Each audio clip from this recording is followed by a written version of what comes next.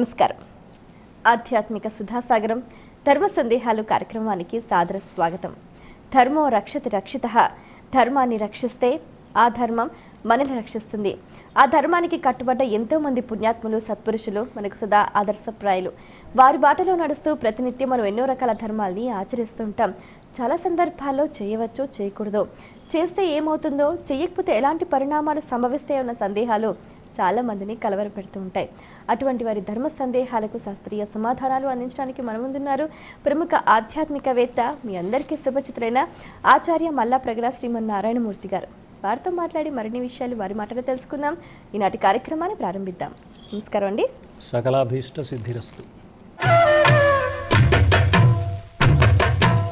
మొదటి ఉత్తరం చూద్దామండి. సుభద్రాదేవి చెల్లపిళ్ళ నుంచి రాస్తున్నారు. పుట్ట ఉన్న ఫోటో ఇంట్లో ఉండవచ్చా? పూజ గదిలో ఉంచుకుని పూజించవచ్చా? పూజ గదిలో అనేక రకాల దేవతా సంబంధమైన బొమ్మలు పెట్టుకోవడం, ఛాయాచిత్రాలు, ఫోటోలు పెట్టుకోవడం సంప్రదాయంగా ఉంటుంది. పుట్ట ఉన్న ఫోటో ఉన్నంత మాత్రాన ప్రమాదం ఏం లేదు. ఎందుకంటే పుట్టలో ఉన్న పాము సుబ్రహ్మణ్యుని రూపమని, నాగేంద్రుడని మనం ఆరాధిస్తున్నాం కాబట్టి ఆ నాగేంద్రుడు ఉన్న పుట్ట ఉంది. ఇప్పుడు దేవాలయంలో దేవుడు ఉండడం ఎలాంటిదో, విగ్రహానికి దేవాలయం ఎలాంటిదో, పాముకు పుట్ట కూడా అలాంటిది. పామును మనం దైవంగా భావిస్తున్నాం. పామును దైవంగా భావించడంలో ఉన్న ఆంతర్యం వేరే ఉంది. అయినా కూడా పామును దైవంగా భావించి మనం సర్ప ఆరాధన, నాగజాతి ఆరాధన మన సంప్రదాయంలో ఉంది కాబట్టి ఆ నాగులు పుట్టలోనే ఉంటాయి కనుక పుట్టను కూడా ఆరాధించవచ్చు. పుట్ట ఉన్న ఫోటో పూజామందిరంలో ఉండొచ్చు. ఇక్కడ ఉద్దేశం ఏమిటి అంటే, పుట్టకు ఏమీ చైతన్యం లేదు, పుట్టలో ఉన్న పాము కదులుతుంది, దానికి ప్రాణం ఉంది. ఈ మానవ శరీరం ఒక పుట్ట, లోపల ఉన్న ప్రాణశక్తి, కుండలిని శక్తి, అది సర్పం. ఈ సత్యాన్ని తెలియజేస్తుంది పుట్ట, పుట్టలో ఉన్న పాము. అందువల్ల పుట్టతో ఉన్న ఫోటో ఉంటే కూడా అది ఆ సంకేతాన్ని అనునిత్యం మనకు గుర్తు చేస్తూ, పుట్ట కాదు ముఖ్యం, పుట్ట లోపల ఉన్న పాము. ఏ పాము లోపల లేకపోతే ఆ పుట్టకి మనకు విలువ లేదు. అలాగే ప్రాణశక్తి లోపల, కుండలిని శక్తి రూపంతో దైవ అనుగ్రహం మన లోపల తిరుగాడుతోంది అనే సత్యాన్ని అనునిత్యం మనకు జ్ఞాపకం చేసేది పుట్ట. కాబట్టి పుట్ట ఉన్న ఫోటో పూజామందిరంలో ఉండి మనం పూజ చేసుకోవడంలో సౌకర్యమే తప్ప అభ్యంతరపడవలసిన అంశం ఏమీ లేదు. మరి ఉత్తరం చూద్దామండి. విజయవాడ నుంచి రామచంద్రయ్య రాస్తున్నారు. వినాయకుని తొండంలోని ఆంతర్యం ఏమిటి తెలియచేయగలరు అంటూ రాస్తున్నారు. వినాయకుని తొండాన్ని మామూలుగా వక్రతుండం అంటారు. వక్రతుండ మహాకాయ కోటి సూర్య సమప్రభ నిర్విఘ్నం కురు మే దేవ సర్వకార్యేషు సర్వదా, ఇది సంప్రదాయం. అందువల్ల ఇలా ఆరాధించే విధానంలో వక్రతుండం అంటే వంకరగా ఉన్న తొండం. ఆ తొండం ఎటువైపు ఉంటుంది అంటే వినాయకుడి రూపానికి కుడిపక్కకి తిరిగి ఉంటుంది. కొన్ని చోట్ల ఎడం పక్కకి తిరిగి ఉన్న తొండం ఉంటే ఈ వినాయకుడి రూపం ఇలా ఉండొచ్చా లేదా, ఉంటే ఏమైనా ఇబ్బంది అని అడుగుతూ ఉంటారు. కుడిపక్కకి తిరిగిన తొండం ఎందుకు ఉందంటే ఆ తొండము ఓంకార రూపం. వినాయకుడు ఓంకార స్వరూపుడు. ఈ ఓంకారానికి ఇటుపక్క ఒక గీత ఉంటుంది, అది కుడిపక్కకే ఉంటుంది ఓంకారం మనం రాసినప్పుడు. అందుకని వినాయకుడి రూపాన్ని కూడా మనం చూస్తున్నప్పుడు కుడిపక్కకే ఆ తొండం ఉండడం, అది ఓంకార రూపాన్ని జ్ఞాపకం చేయడానికి ఉన్న సంకేతం. తర్వాత తొండం ఉండడంలో విశేషం, అది గజముఖం కాబట్టి తొండం ఉంది. గజముఖం ఎందుకు ఏర్పడింది వినాయకుడికి అని మనం జాగ్రత్తగా ఆలోచిస్తే, గజముఖం ఏర్పడడంలో ఉన్న కథ మనకు ప్రతినిత్యం జ్ఞాపకానికి వచ్చి, గజ రూపంలో ముఖాన్ని కలిగి ఉన్న వినాయకుడిని మనం సేవిస్తున్నాం అని చెప్పడానికి ఆ తొండం సహకరిస్తుంది. తొండమే మామూలు మానవుడి ముఖానికి, ఏనుగు ముఖానికి ఉన్న తేడాన్ని తెలియజేసేది. ఎందుకు గజముఖం ఏర్పడింది అంటే పరమేశ్వరుని అడ్డగించాడు ఆయన. పరమేశ్వరుని అడ్డగిస్తే మామూలు తల తీసేయడం జరిగింది, ఏనుగు తల పెట్టడం జరిగింది. ఏనుగు కుంభస్థలం చాలా గట్టిది.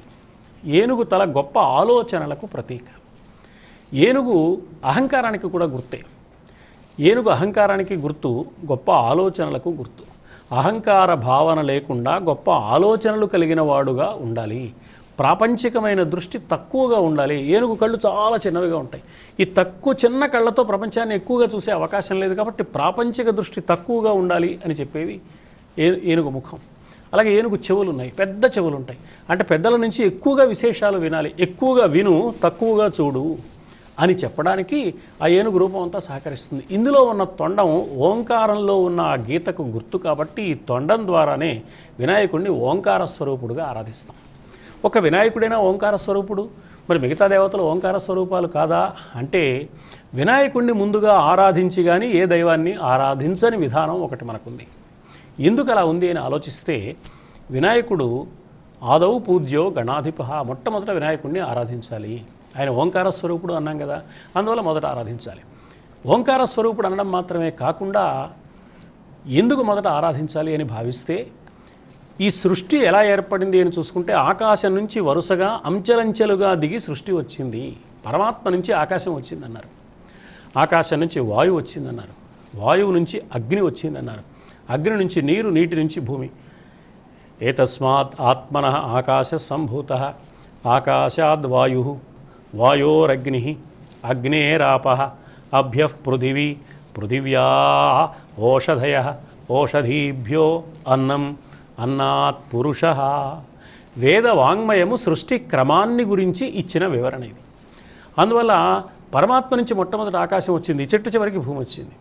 మనం ఎక్కడున్నాం? భూమి మీద ఉన్నాం.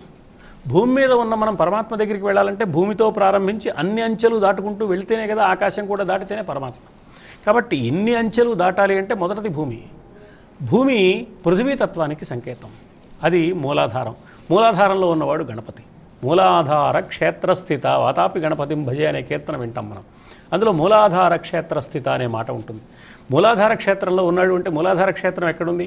ఓ తిరుమల క్షేత్రంలాగా, ఓ శ్రీశైల క్షేత్రంలాగా ఒక ప్రదేశంలో లేదు. సాధకుడి దేహంలో ఉండే సాధన ప్రారంభమైనప్పుడు కుండలిని శక్తి ప్రచోదనం పొంది ఊర్ధ్వ దిశగా ప్రయాణాన్ని ప్రారంభించడానికి వీలైన ప్రదేశానికి మూలాధారం అని పేరు. మానవుడు ఇలా కూర్చోవడానికి మూలమై ఆధారమై ఉండే ప్రదేశం, అందుకని బేస్ సెంటర్ అంటారు దాన్ని యోగశాస్త్రంలో, మూల ఆధారం. ఆ మూలాధారంలో గణపతికి సంబంధించిన శక్తి దాగి ఉన్నది అన్నారు. కాబట్టి అక్కడ ప్రచోదనం ప్రారంభం కావాలి, సాధన అక్కడ ప్రారంభం కావాలి అనే సంకేతం మనకు తెలియడానికి గణపతిని ముందుగా పూజించండి అన్నారు.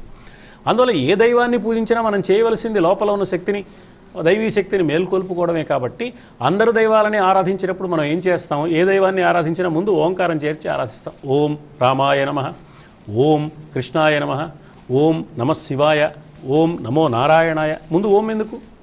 ఎలాగో నారాయణునో విష్ణువునో శివుడినో ఈశ్వరునో గణపతినో రాముడినో కృష్ణునో ఆరాధిస్తున్న ముందు ఓం ఎందుకు మళ్ళీ అంటే వీళ్ళందరూ ఓంకార స్వరూపాలే. ఓంకారం మొదటిది.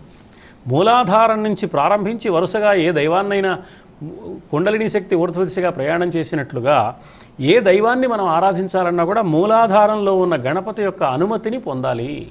అందుకని ముందు ఓంకారం. అంటే పరమాత్మ రూపం లేని ఓంకార స్వరూపుడు. రూపం లేని ఓంకార స్వరూపుడైన పరమాత్మని నేను రాముడుగా ఆరాధిస్తున్నాను అని చెప్పడానికి ఓం రామాయ నమః. ఇలా ఓంకారానికి ఎలా అయితే ప్రాధాన్యం ఉందో అర్చనలో, దేవత అర్చనలో గణపతికి ముందుగా ప్రాధాన్యం ఉంది. గణపతి పూజ చేసి కానీ మరొకటి చేయొద్దు అని చెప్పడంలో ఉన్న ఉద్దేశం అది. ఇక్కడి నుంచి బయలుదేరాలి. కాబట్టి మూలాధారం నుంచి బయలుదేరి మూలాధారం దాటి స్వాధిష్టానం దాటి మణిపూరం దాటి అనాహతం దాటి విశుద్ధి దాటి ఆజ్ఞాచక్రం దాటి కానీ సహస్రారానికి చేరడానికి లేదు. అందువల్ల పృథ్వీతత్వం నుంచి వరుసగా పైకి వెళ్ళి ఆకాశాన్ని దాటాక కానీ పరమాత్మని చేరుకోలేం. కాబట్టి పృథ్వీతత్వంలో మూలాధారంలో ఉన్నవాడు గణపతి కనుక ఆయన్ని ముందుగా పూజించాలి. ఈయన పృథ్వీతత్వానికి చెందినవాడు, మూలాధారానికి చెందినవాడు అని మనకు సంకేతం గజముఖ రూపంలో ఓంకార రూపంగా ఉండే తొండం తెలియచేస్తుంది. కాబట్టి వినాయకుడి తొండం మనలో ఇన్ని ఆలోచనలను కలిగించి ఆ రూపం మనకింత విశేషాన్ని తెలియజేస్తుంది. కాబట్టి తొండంతో గజముఖంతో ఉన్న వినాయకుడిని ఆరాధించడం అనేది లోకానికి చాలా క్షేమాన్ని కలిగించే అంశం. సాధకులను ఆధ్యాత్మిక మార్గంలో ప్రవేశపెట్టడానికి ఒక ప్రచోదనం కలిగించే అంశంగా దాన్ని మనం గుర్తించాలి. అయితే ఈ తొండంలో కూడా కొంతమంది కుడివైపున్న తొండం ఒక రకమైన ఫలితం అని, ఎడంవైపు తిరిగిన తొండం ఒక రకమైన ఫలితం అని కూడా అంటూ ఉంటారు.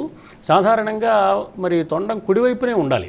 ఎందుకంటే ఓంకారానికి ఆ వంపు కుడివైపునే ఉంటుంది కాబట్టి అందువల్ల కుడివైపుకే తిరిగి ఉండాలి. ఎప్పుడైనా ఎడంవైపు తిరిగి ఉన్నదనుకోండి, అంత మాత్రాన ప్రమాదమేమీ లేదు. వినాయకుడి రూపాలు సాధారణంగా ఎవరు చెక్కినా కుడివైపుకు తిరిగి ఉన్న తొండాన్ని చెక్కడం అనేది సంప్రదాయంగా ఉంది. ఎందువల్లంటే ఓంకారం అది వక్రతుండం ఓంకారానికి ప్రతీక అనే అభిప్రాయంతో అలా ఏర్పాటు చేస్తుంది. మరి ఉత్తరంలో వారి సందేహం చూద్దామండి. చంద్రకళ సూర్యాపేట నుంచి రాస్తున్నారు. స్త్రీ వైధవ్యం పొందటం పాపమా, శాపమా, కర్మమా, పూర్వకృతమా? స్త్రీకి వైధవ్యం అంటే భర్త మరణించడం. లోకంలో ఒక మూఢ నమ్మకం ఏమేర్పడింది అంటే వితంతు అయిన స్త్రీ ఎదురుపడితే అది అమంగళ సూచకమైన అంశమని, శుభకార్యాల్లో వితంతువులను దూరంగా ఉంచాలని ఒక అభిప్రాయం ఏర్పడింది.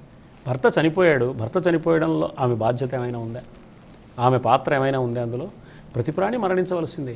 భార్యాభర్తలిద్దరిలో ఎవరో ఒకళ్ళు ముందు మరణిస్తారు. ఎక్కడ వైధవ్యం పొందిన వారిని చులకనగా చూడాలని మన పురాణ ఇతిహాసాల్లో కనిపించదు.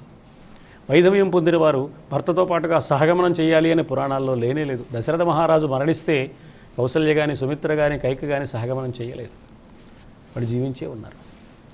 అభిమన్యుడు మరణించిన తర్వాత ఉత్తర చాలా కాలం జీవించిన సంగతి మనకి భారతంలో కనిపిస్తుంది. పాండురాజు మరణించిన తర్వాత మాద్రి సహగమనం చేసింది, కానీ కుంతీదేవి సహగమనం చేయకుండా బిడ్డల కోసం బ్రతికే ఉన్నది. వాళ్ళు వితంతువులు అని ఎవరు వాళ్ళని ఆ కారణంగా చులకన చేసిన వాళ్ళు లేరు. రామాయణ భారత గాథలు మనం పరిశీలిస్తే వైధవ్యాన్ని పొందిన స్త్రీలను ఎవరు చులకన చేయలేదు. ఇది పాపమనో శాపమనో పూర్వజన్మలో ఏదో తప్పు చేశారు కాబట్టి ఈ స్థితి వచ్చిందనో ఎవరు అనుకోవట్లేదు. కాకతాళీయమైన సహజమైన ఘటన. పుట్టిన ప్రతి ప్రాణికి మరణం తప్పదు. ఆ భర్త మరణించాడు, అంత మాత్రాన ఆమెను చులకన చేయడం అనేది మన సంప్రదాయంలో లేనే లేదు. ఇది మధ్యలో వచ్చింది. కాకపోతే బొట్టు పెట్టడానికో పేరంటానికి పిలవడానికో ముత్తైదువుగా ఆమెను భావించి చేసే కార్యక్రమాలకు అవకాశం లేదు కాబట్టి ఆ పని చెయ్యరు తప్ప, అంత మాత్రాన వారిని చూస్తే పాపమనో, వారిని చూస్తే ఏదో అమంగళం వస్తుందనో అలా చులకన చేయడం అనేది మానవతా ధర్మానికి విరుద్ధం. ఇది మన సంప్రదాయంలో ఎక్కడా లేదు. ఇది మధ్యలో ఎవరో తెచ్చిపెట్టుకున్న ఒక అర్థం లేని మూఢ విశ్వాసం అని నిస్సందేహంగా మనం గుర్తించాలి. ఆ విషయంలో మనం చాలా జాగ్రత్తతో ఆలోచించి మానవతా దృక్పథానికి ప్రాధాన్యం ఇవ్వాలి. వైధవ్యం పొందిన వారి పట్ల సానుభూతి, ప్రేమ, ఆదరణ భావం మనకి ఉండవలసిన అవసరం ఉన్నది. అయితే చాలామంది కూడా పూర్వకాలంలో అంటూ ఉంటారు కదండి, గంగా భాగీరథితోటి కూడా సమానం అని. అవును, గంగా భాగీరథి సమానం అని ఎందుకన్నారంటే గంగ చాలా పవిత్రమైన స్థితిలో ఉన్నది. పవిత్రమైన గంగ భాగీరథిగా ఎందుకు మారిందంటే భగీరథుడి కోసం వచ్చింది. అంటే భర్త లేకపోయినా బిడ్డల కోసం బ్రతికి ఉంటుంది ఆ తల్లి, పవిత్రంగా ఉంటుంది, పవిత్ర జీవనాన్ని గడుపుతుంది. గంగ తెల్లగా ఉంటుంది. అందుకే పూర్వం వైధవ్యం పొందిన వారు తెల్లని వస్త్రాలు ధరించేవారు. ఇవి సంకేతాలు. గంగా భాగీరథి అనేది ఒక సంకేతం అన్నమాట. గంగ భగీరథుడి కోసమే వచ్చింది భూమి మీదకి. భర్తను కోల్పోయిన స్త్రీ కూడా గంగ వలె తెల్లని వస్త్రాలు ధరించి పవిత్రంగా ఉంటూ అయినా ఎందుకు జీవిస్తోంది? ఏమమ్మా భర్త లేడు కదా, ఇంకా నీకు జీవితం ఏమిటి అని అంటే ఎందుకు జీవిస్తూ? బిడ్డల కోసం జీవిస్తోంది. గంగ అక్కడి నుంచి ఎందుకు వచ్చింది ఆ లోకాన్ని వదిలిపెట్టి అంటే బిడ్డ కోసం వచ్చింది, భగీరథుడి కోసం వచ్చింది. కాబట్టి గంగా భాగీరథి అనడంలోని ఆంతర్యం అది. అలా అర్థం చేసుకుంటే వైధవ్యం పొందిన వారి పట్ల సానుభూతి, గౌరవము తప్ప మరొక కూడని ఆలోచన మన మనస్సుకు రావడానికి అవకాశం లేదు. మరి ఉత్తరం చూద్దామండి. పి లక్ష్మయ్య జడ్చర్ల నుంచి రాస్తున్నారు. భగవద్గీతలో సంజయుడు ఎవరు తెలియచేయగలరు అంటూ రాస్తున్నారు. భగవద్గీతలో సంజయుడు మాట చాలాసార్లు వస్తుంది. సంజయ ఉవాచ అని. అసలు ధృతరాష్ట్రుడి ప్రశ్నతో ప్రారంభమవుతుంది, ధృతరాష్ట్ర ఉవాచ అని. ధృతరాష్ట్రుడు సందేహం అడిగితే అక్కడి నుంచి సంజయుడు మాట్లాడుతూ ఉంటాడు. మాటికి సంజయుడు ధృతరాష్ట్రుడు మాట్లాడుకుంటూ ఉంటారు. కృష్ణార్జునులు ఏం మాట్లాడుకున్నారో ధృతరాష్ట్రుడికి చెప్పినవాడు సంజయుడే. మహాభారత కథంతా, యుద్ధగాథంతా వినిపించడానికి యుద్ధం 5 పర్వాల్లో ఉంది. యుద్ధ పంచకం అంటారు దాన్ని. ఈ యుద్ధ పంచకం అంతా వినిపించినవాడు సంజయుడే. ధృతరాష్ట్రుడికి వ్యాస మహర్షి ఒక వరం ఇచ్చాడు, ఈ సంజయుడు నీకు యుద్ధ విశేషాలన్నీ వినిపిస్తాడయ్యా అని. అందువల్ల యుద్ధ రంగంలో కలయి తిరుగుతూ వ్యాస మహర్షి ఇచ్చిన దివ్య అనుగ్రహం వల్ల తనకు ఏ ఆపద లేకుండా యుద్ధంలో విశేషాలన్నీ తెలుసుకుని ఎప్పటికప్పుడు ధృతరాష్ట్రుడికి సంజయుడు తెలియజేస్తూ ఉంటాడు. ఈ సంజయుడికి మహాభారత కథలో చాలా ప్రాధాన్యం ఉంటుంది. సంజయుడు ఎవరు అని సందేహం కలుగుతుంది మనకి. సంజయుడు క్షత్రియుడు కాదు, ధృతరాష్ట్రుడికి బంధువు కాదు, ధృతరాష్ట్రుడికి ఆంతరంగిక కార్యదర్శిలాగా అతి సన్నిహితుడైన ఒక వ్యక్తి ఆ ఉద్యోగం చేశాడు. అయితే గొప్ప స్వామి భక్తి పరాయణుడు, గొప్ప ప్రభుభక్తి అనమాట. ధృతరాష్ట్రుడి మేలు కోరే మనస్తత్వం ఉంది. కానీ ఎక్కడా ధృతరాష్ట్రుడిని గురించి చులకన చేస్తూ మాట్లాడలేదు. ధృతరాష్ట్రుడు మేలు కోరే మనస్తత్వంతో పాటు సంజయుడిలో ఇంకో ప్రత్యేకత ఏమిటంటే ధృతరాష్ట్రుడు మంచి మార్గంలోకి రావాలి అని కూడా ఆరాటపడ్డాడు. మంచి మార్గంలోకి రావడానికి కావలసిన విషయాలు ధృతరాష్ట్రుడి దగ్గర ఎదురుగా చెప్పేవాడు, చాటుగా చెప్పేవాడు కాదు. మా యజమాని సరైనవాడు కాదండి, ఎన్ని చెప్పినా వినడు, మంచివాడు కాదని ఎక్కడా పొరపాటుగా మాట్లాడలా. ధృతరాష్ట్రుడు కుటిల బుద్ధితో ఒక రాయబారం పంపినా కూడా పాండవులారా మీ రాజ్యం మీకు ఇవ్వం, అయినా మీరు బిచ్చమెత్తుకోవడం అయినా మంచిది కానీ మీరు యుద్ధానికి రావడం మీకు మంచిది కాదు, ఇది మీకు అపకీర్తికరం అని ఒక రాయబారం పంపించాడు సంజయుడి ద్వారా ధృతరాష్ట్రుడు తెలివిగా. అంటే ధర్మరాజు ఇది విని నిజమే కదా, ఎన్నాళ్ళు మాకు మంచి పేరు వచ్చింది, ఈవేళ రాజ్య సంపదల కోసం యుద్ధం చేయడం దేనికిలే, కౌరవులు రాజ్యం ఇస్తే ఇచ్చారు లేకపోతే లేదు, బిచ్చమెత్తుకుందాం కానీ యుద్ధానికి వెళ్ళొద్దు అని ధర్మరాజుకి అనిపించాలని ధృతరాష్ట్రుడి ఉద్దేశం. అంటే రాయబారంలో మోసం ఉంది. అయినా కూడా సంజయుడు యజమాని కోరిక మేరకు రాయబారానికి వెళ్ళాడు. యజమాని ఏది చెప్పమంటే అది చెప్పేవాడే నిజమైన రాయబారి. తన సొంత అభిప్రాయం చెప్పకూడదు. ఎక్కడా అక్కడ ధృతరాష్ట్రుని గురించి పొరపాటు మాట ఒక్కటి కూడా మాట్లాడలేదు. ధృతరాష్ట్రుడు అప్పగించిన పని నెరవేరడానికి వీలుగానే తన మేధాశక్తిని కానీ తన వాక్చాతుర్యాన్ని కానీ వినియోగించాడు. తిరిగి వచ్చిన తర్వాత ధృతరాష్ట్రుడి కొలువులో, మహారాజా నీ పాచిక పారలేదు, ధర్మరాజు చాలా తెలివైనవాడు, నువ్వు ఇలాగే ఆలోచిస్తే నీ వంశానికి ప్రమాదం, అందుకని నువ్వు జాగ్రత్తగా ఆలోచించి నీ తప్పు నువ్వు దిద్దుకుని పాండవుల రాజ్యభాగం పాండవులకు ఇస్తే పాండవులకి క్షేమం, కౌరవులకు క్షేమం, నీకు క్షేమం, ఈ కురు వంశానికి క్షేమం కలుగుతుందని నిర్మోహమాటంగా నిష్కర్షగా చెప్పాడు సంజయుడు. అంటే ధర్మాన్ని చెప్పవలసినప్పుడు మొహమాట పడనివాడు సంజయుడు. అలాగని ప్రభుభక్తి లేనివాడు కాదు. సాధారణంగా స్వార్థపరుడైన సేవకుడు యజమాని ఎదుటిగా ప్రశంసించి చాటుగా విమర్శిస్తాడు. కానీ సంజయుడు చాటుగా ఎక్కడా ధృతరాష్ట్రుని గురించి పొరపాటు మాట మాట్లాడలేదు. కానీ ఎదురుగా ధృతరాష్ట్రుడు చేస్తున్న నేరం ఏమిటో, దానివల్ల కలగబోయే దుష్పరిణామం ఏమిటో, దుష్ఫలితం ఏమిటో స్పష్టంగా ఆయనకే చెప్పాడు. ఇంత ప్రభుభక్తి పరాయణుడు. అంతేకాదు, యుద్ధం అయిపోయింది, అందరూ చనిపోయారు, ధృతరాష్ట్రుడు తీవ్రమైన బాధ అనుభవిస్తున్నాడు. ధృతరాష్ట్రుడు గాంధారి కలిసి ఆశ్రమాలకు వెళ్ళిపోయారు. ఆశ్రమాల్లో ఉన్న ధృతరాష్ట్రుడిని చూసిపోదామని వెళ్ళాడు. మళ్ళీ అంత ప్రేమ సంజయుడికి. అప్పుడు ఒక దావాగ్ని చుట్టుముట్టి గాంధారి ధృతరాష్ట్రులు వాళ్ళకి సేవ చేయడానికి కుంతీదేవి వెళ్ళింది. వాళ్ళు అగ్నికి ఆహుతైపోయే సమయంలో కూడా సంజయుడు, మిమ్మల్ని వదిలిపెట్టి నేను వెళ్ళను, మీ ముగ్గురిని ఈ దావాగ్ని నుంచి బయటపడవేయడానికి ప్రయత్నం చేస్తాను, బయటపడితే నలుగురం బయటపడతాం, లేకపోతే నలుగురం ఆహుతైపోతాం. ధృతరాష్ట్రుడు అన్నాడు. ధృతరాష్ట్రుడి మనసులో మార్పు వచ్చింది.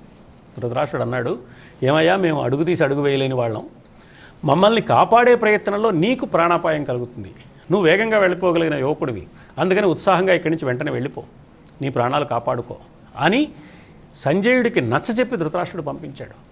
అలా అంత నచ్చజెప్పి ధృతరాష్ట్రుడు విధి లేక తాను వెళ్ళవలసిన పరిస్థితి కల్పించాడు కాబట్టి సంజయుడు వెళ్ళాడు. కానీ లేకపోతే ధృతరాష్ట్రుడిని వదిలి తన ప్రాణాలు కాపాడుకోవడం కూడా ఇష్టం లేదు. అంతటి స్వామిభక్తి పరాయణత కలిగినవాడు. వ్యక్తిగత ధర్మం ఒకటి, ఉద్యోగ ధర్మం ఒకటి ఉంటుంది జీవితంలో.